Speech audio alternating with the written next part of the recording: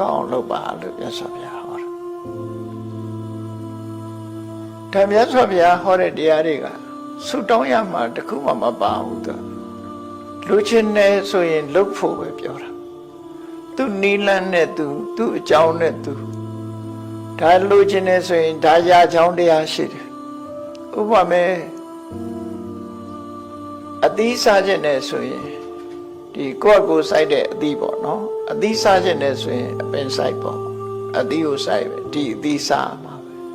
ဆိုလိုတာကကိုလှုပ်ထားတယ်ကိုရတဲ့အကြောင်းကိုပြောပြတယ်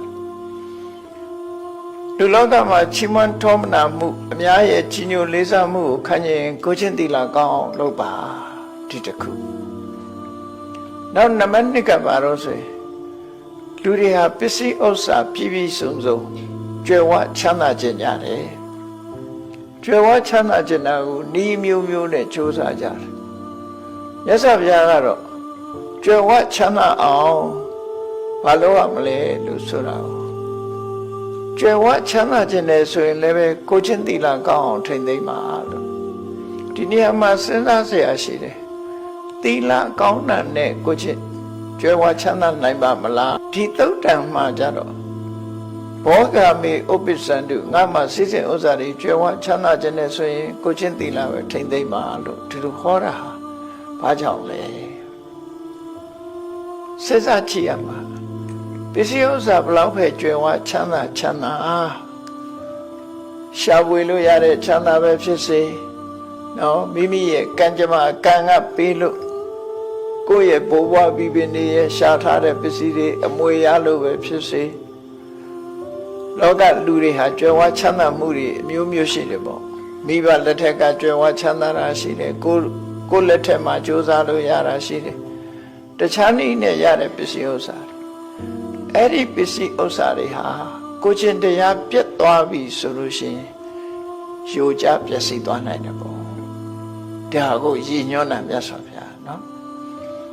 ရှိတဲ့ပစ္စည်းဥစ္စာတွေဟာကိုချင်းသီလပြတ်သွားတာနဲ့တပြိုင်နက်ပျက်စီးသွားတယ်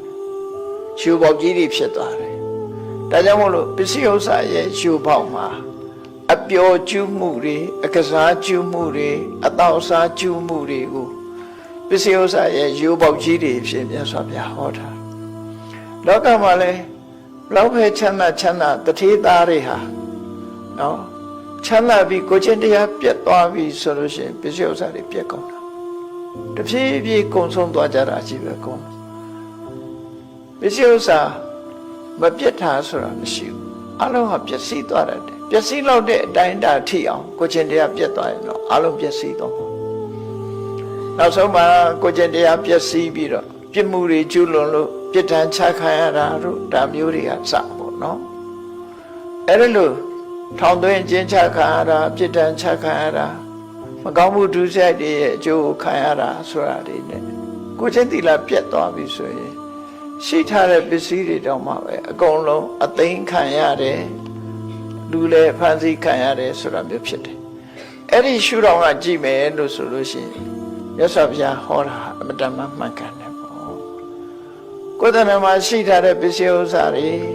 မပျက်စီးစေခြင်းမှုဆိုရင်ကိုချင်းတရားကောင်းခြင်းပါစီးပွားဥစ္စာတွေကိုယ်တဏ္ဍာမှာ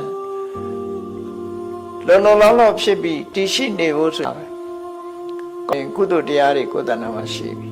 ကုသိုလ်တရားတွေရှိနေသောကြောင့်ထိုကုသိုလ်ကစကားလုံးနဲ့ပြောမယ်ဆိုလို့ရှိရင်တိလံရခေယမေတ္တာဝီစဉ်းစားဉာဏ်ရှိတဲ့ပုဂ္ဂိုလ်ဟာကိုချင်းသီလကိုထိမ့်သိမ်းဆောင်ရှောက်ပါတဲ့